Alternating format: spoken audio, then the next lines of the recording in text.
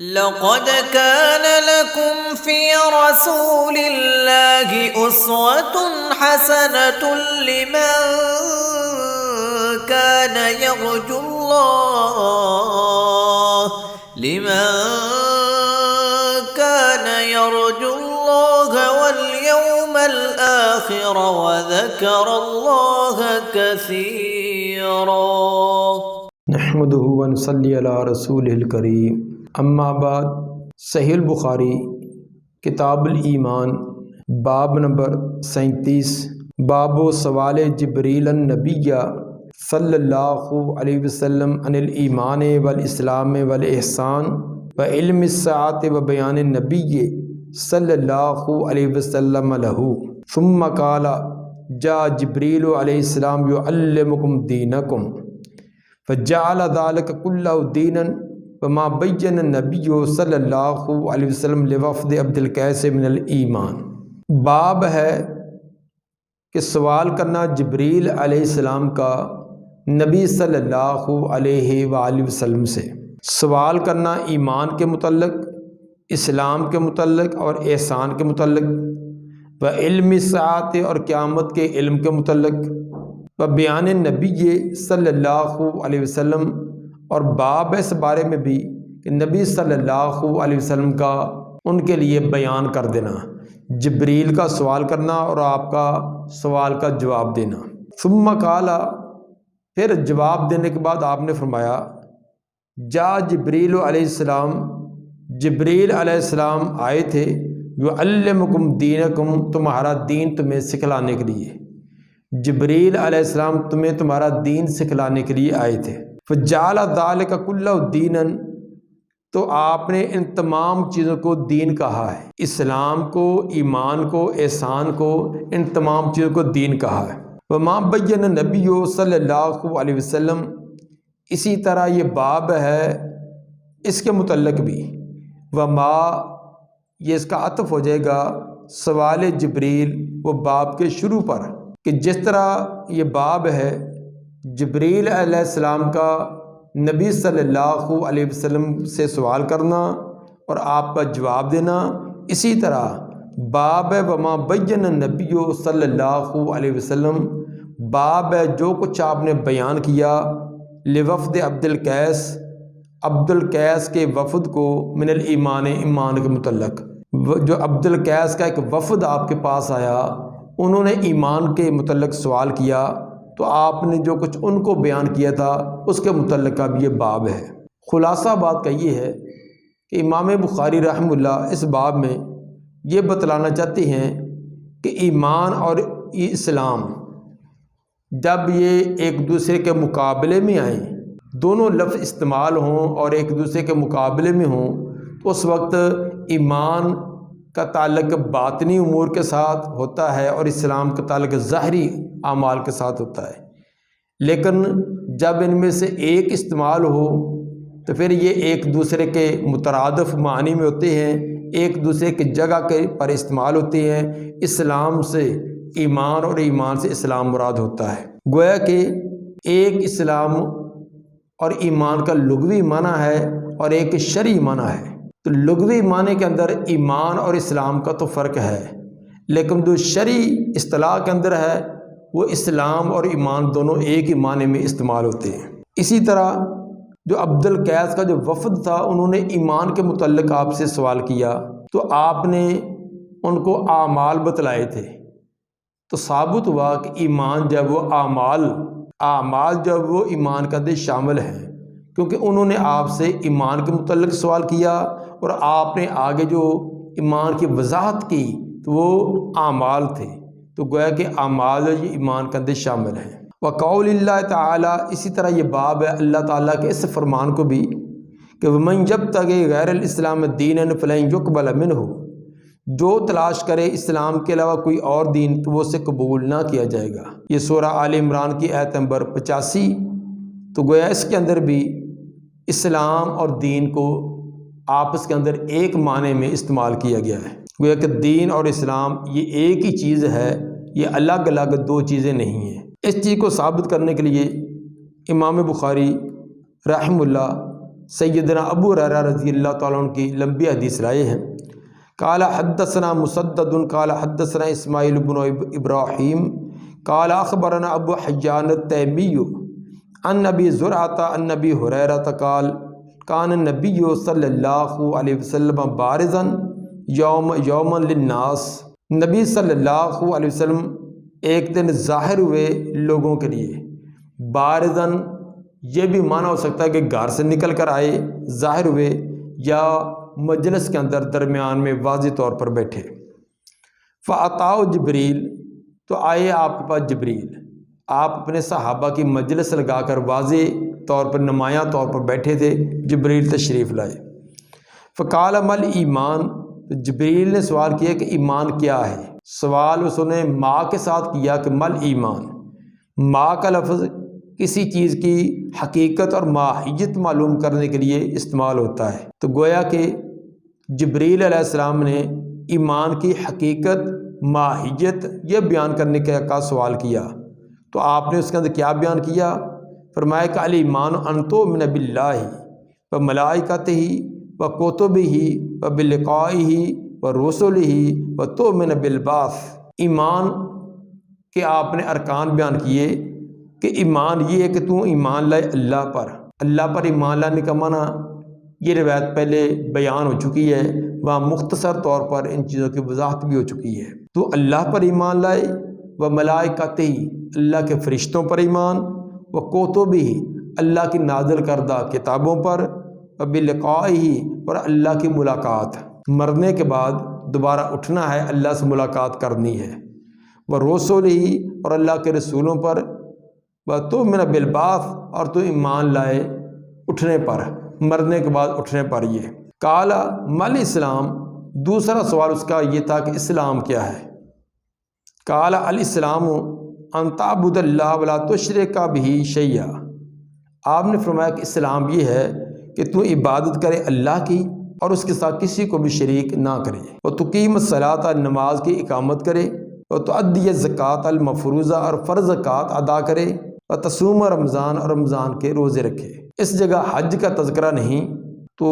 صحیح مسلم کے حدیث نمبر 93 کے اندر حج کا بھی ذکر ہے، تو یہاں راوی نے اختصار کرتے ہوئے اس کو حذف کیا ہے۔ یہاں اسلام کا اور ایمان کا الگ الگ سوال کیا اور آپ نے الگ الگ جواب دیا ہے، تو یہ بات پہلے بتلا دی گئی کہ جب لفظ اسلام اور ایمان یہ دونوں ایک دوسرے کے مقابلے میں استعمال ہوں، دونوں استعمال ہو اور ایک دوسرے کے مقابلے میں، جیسے اس جگہ مقابلہ ہے کہ ایمان کی تعریف، ایمان کا الگ سوال ہے، آپ نے الگ تعریف کی، اسلام کا الگ سوال ہے، اس کی الگ تعریف کی، تو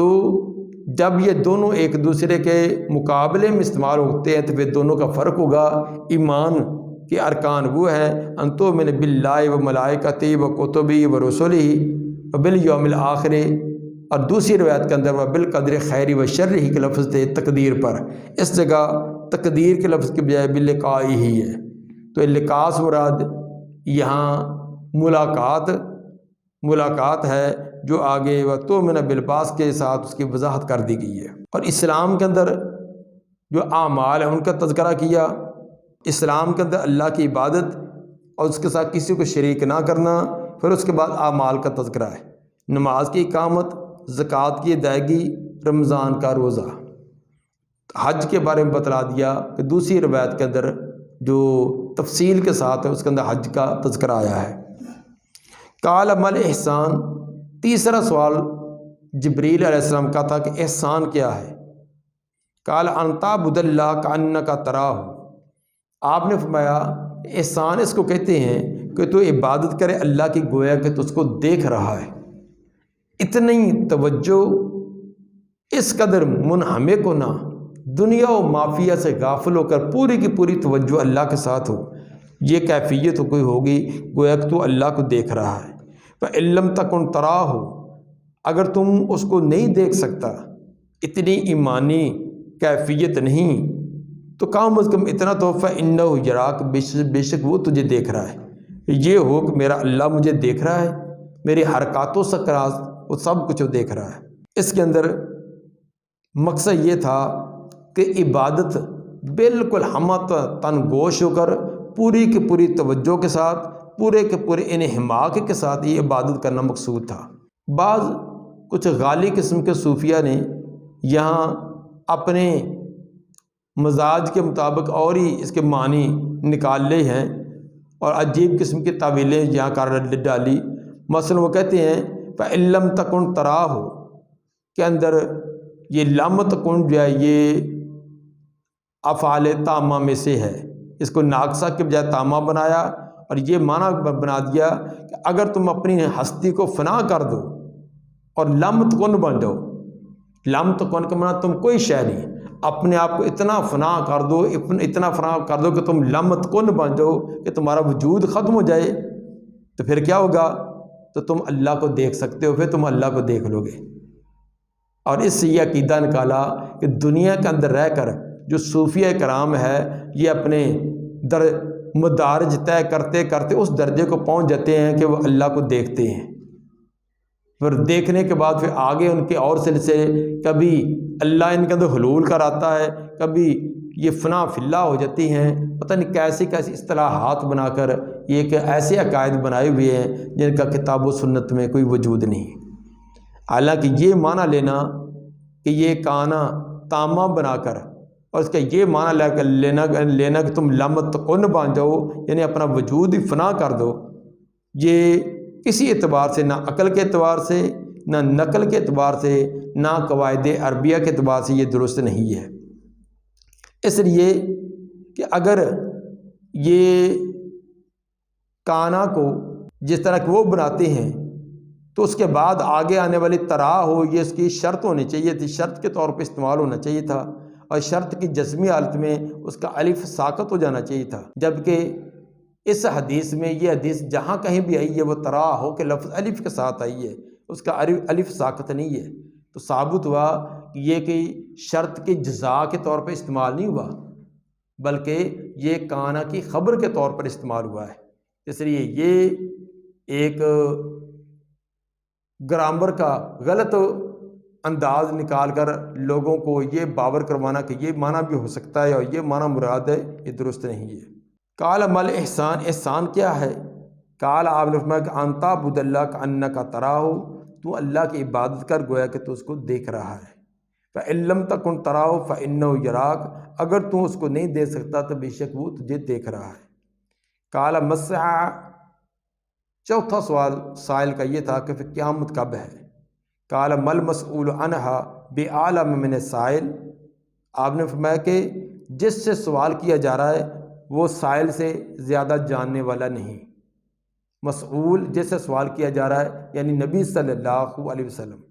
اور سائل سوال کرنے والا مراد جبریل علیہ السلام ہے۔ مطلب کہ جس طرح تمہیں قیامت کے بارے علم نہیں ہے کہ وہ کون سا سال ہے، کون سا مہینہ ہے، اور دنوں میں سے کون سا معین دن ہے، یہ تو بتلایا کہ جمعہ کا دن، لیکن جمعوں میں سے کون سا معین دن ہے اس کا علم نہ جبریل کو ہے نہ کسی اور کو، یہ صرف اللہ کی ذات کو ہے۔ تو اس لیے آپ نے فرمایا کہ جس سے سوال کیا جا رہا ہے اسی طرح جسے مجھے علم نہیں، جس طرح جیسے تجھے علم نہیں ہے مجھے بھی علم نہیں ہے۔ مل مسئول عنہا، نہیں ہے جس سے سوال کیا گیا اس قیامت کے بارے میں بعالم من السائل، وہ سائل سے کچھ زیادہ جاننے والا نہیں ہے۔ بس اخبرک عن اشراطہا، ان قریب میں تجھے خبر دیتا ہوں اس کی علامات کے بارے میں۔ ہاں البتہ قیامت کی علامات میں تجھے بتلائے دیتا ہوں۔ اس کی قیامت کی علامات میں سے یہ ہے اذا والدت الامۃ ربہا، جب جنم دے گی لونڈی اور باندی اپنے مالک کو، لونڈی جو اپنے مالک کو جنم دے گی اس کی علامتوں میں سے ایک علامت یہ بھی ہے۔ اس کا کیا مطلب ہے؟ اس کے اہل علم نے کئی ایک مفہوم بیان کیے ہیں۔ ایک مطلب یہ ہے کہ اولاد اپنے ماں باپ کو غلام اور لونڈیوں کی طرح کی حیثیت ان کو دیں گے، اور جس طرح لونڈیوں سے خدمت لی جاتی ہے اس طرح اپنے ماں باپ کو اپنے خادم سمجھیں گے۔ تو یہ صورتیں تو آپ دیکھ رہے ہیں، آج کل جو اولاد ہے وہ اپنے ماں باپ پر بعض اپنے ماں پر کیسے روب جماتے ہیں، کیسے ان کو مجبور اور لاچار کر دیتے ہیں، کہ جس طرح کہ غلام مجبور ہوتا ہے اس طرح والدین اپنے اولاد کے ہاتھوں مجبور ہو کر ان کی وہ فرمائش، ان کی خواہشات وہ پوری کرنے کی کوشش کرتے ہیں۔ یا اس کا مطلب یہ تھا کہ جو باندیوں کے بچے جو ہے وہ برسر اقتدار آ جائیں گے، مطلب کہ اخلاق اور عادات اور اطوار فطری طور پر جن کے خراب ہوں گے، اتنی خرابی ہو جائے گی کہ جو کسی اہلیت والے نہیں ہیں تو قوم کی باغ ڈور ان کے ہاتھ میں آ جائے گی، جن کے پاس نہ کوئی صلاحیت ہوگی، نہ کوئی نظام چلانے کا کوئی طریقہ کار ہوگا۔ تو جس طرح غلام ہوتے ہیں، غلاموں کو کے پاس یہ صلاحیت نہیں ہے، اسی طرح کے وہ نابلد قسم کے لوگ جو ہے وہ لوگوں کے وہ عہدے دار اور ان کے اقتدار اور ان کو چلانے اور ہانکنے والے بن جائیں گے۔ اور بعد یہ بھی منع کیا کہ قرب قیامت جب ولد، جس لونڈی کو اولاد پیدا ہو جائے اس کو ولد کہتے ہیں، ولد کو آگے بیچنا فروخت کرنا جائز نہیں ہے، تو اس وقت جہالت اتنی ہو جائے گی کہ حلال حرام جائز ناجائز کی پہچان جو ناپید ہو جائے گی، ختم ہو جائے گی۔ تو یہ تمام کچھ ولد کو بھی بیچا جائے گا۔ جب وہ بیچ دیں گے تو ماں بکتے بکتے آگے دوبارہ اس کا بیٹا ہی ایک دن اس کو خرید کر اپنی لونڈی بنا لے گا۔ اتنی شناخت ختم ہو جائے گی کہ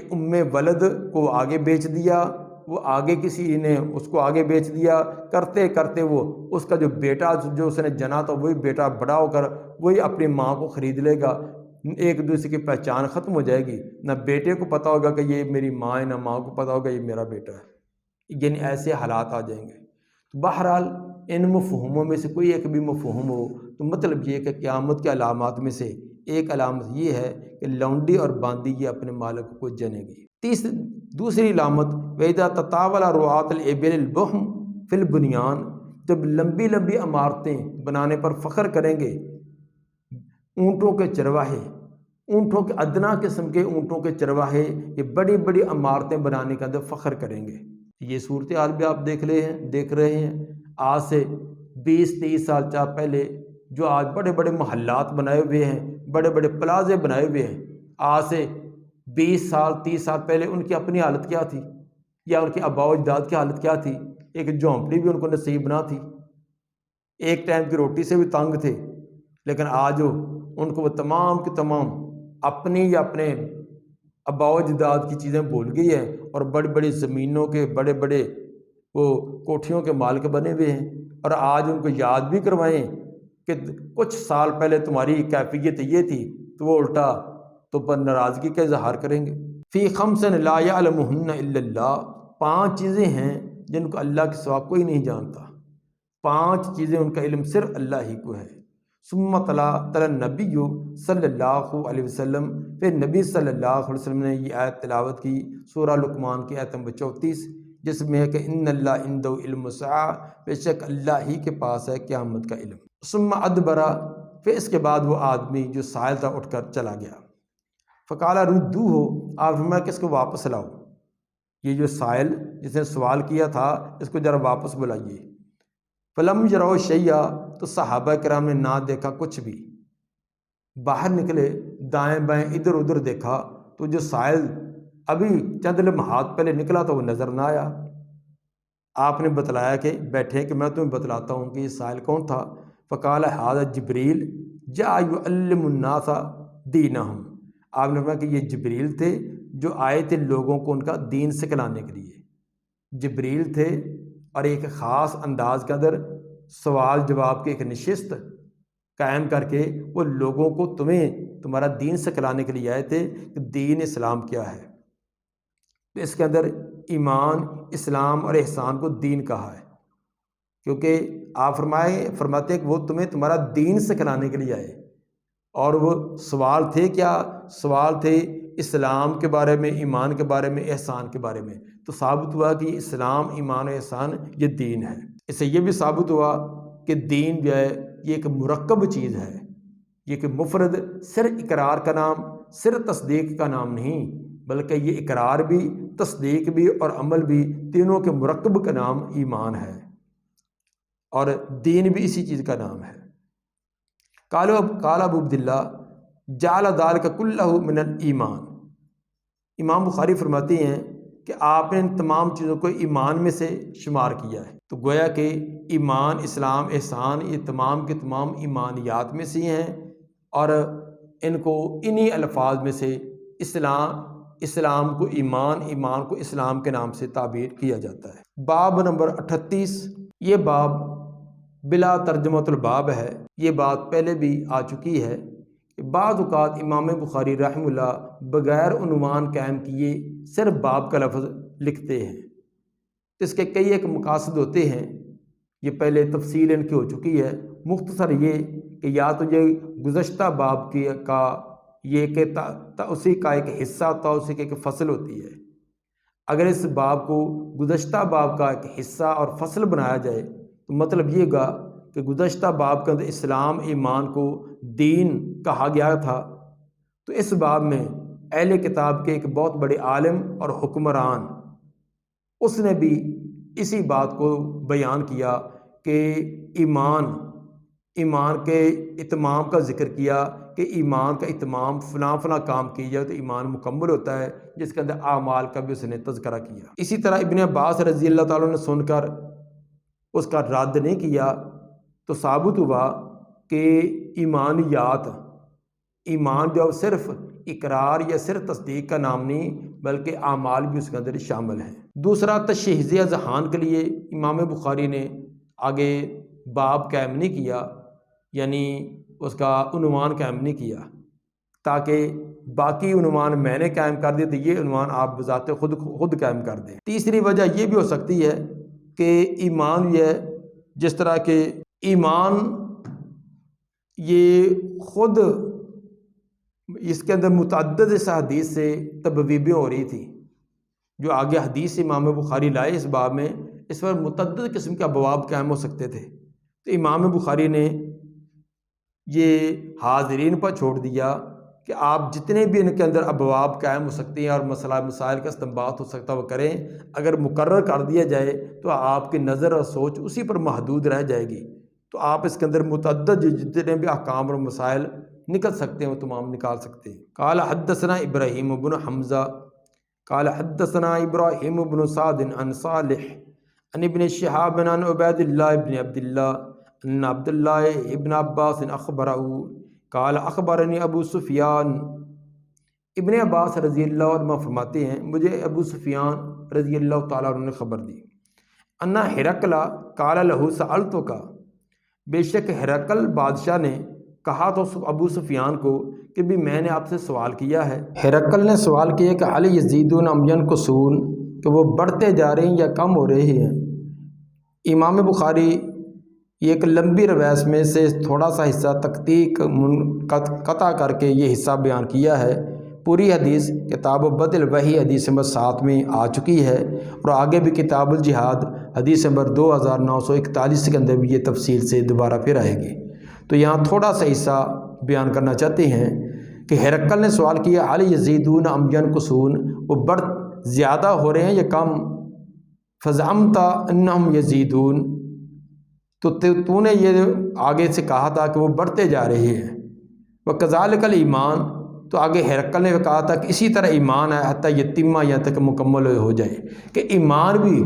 دن بدن بڑھتا جاتا ہے، آگے زیادہ ہوتا جاتا ہے یہاں تک کہ اپنے اتمام کو پہنچ جائے۔ اور ہرقل نے یہ بات اپنی کتابیں، جو پہلے آسمانی کتابوں کا وہ عالم تھا اور بادشاہ بھی تھا، اس کی روشنی کے اندر یہ بات کہی تھی، کیونکہ اس نے تمام جو ابو سفیان سے سوالات کیے اور اس نے جوابات دیے، پھر ان کی پوری نبی کی تصدیق پر منطبق بھی کیا، تو یہ دلیل ہے کہ وہ پہلی شریعتوں کا عالم تھا۔ وسألتک، پھر اس نے کہا کہ میں نے تو اس سے سوال کیا تھا هل یرتد احد سخطۃ لدینہ، کیا کوئی مرتد ہوا ہے، کوئی ایک اس کے دین سے ناراض ہو کر بعد ان یدخل فیہ، اس میں داخل ہونے کے بعد؟ ایک میں نے یہ بھی سوال کیا کہ اس پیغمبر کی اتباع قبول کرنے کے بعد کسی نے کوئی اس کا دین نظریہ چھوڑ کر مرتد ہوا ہو، کوئی ایسی بات ہے؟ فزعمت اللہ، تو نے یہ کہا تھا کہ یہ ایسی بات نہیں ہے۔ وکذالک الایمان، اسی طرح ایمان ہے، حینا تو خالط بشاشتہ قلوب، بشاشتہ القلوب، جب اس کی چاشنی اور لذت دلوں کی گہرائی میں پہنچ جاتی ہے، لا یسخط احد، تو پھر کوئی ایک اس کو ناراض ہو کر ناپسند ہو کر اس کو نہیں چھوڑتا۔ ایمان کی لذت اور چاشنی جب دل میں پہنچ جاتی ہے پھر اس کو کوئی چھوڑنے کے لیے تیار نہیں ہوتا۔ تو اس سے امام بخاری نے بھی یہ ثابت کیا کہ ایمان جو ہے اس کے اندر بڑھوتی ہوتی ہے، اضافہ ہوتا ہے، اور ایمان کے اندر اعمال بھی شامل ہیں۔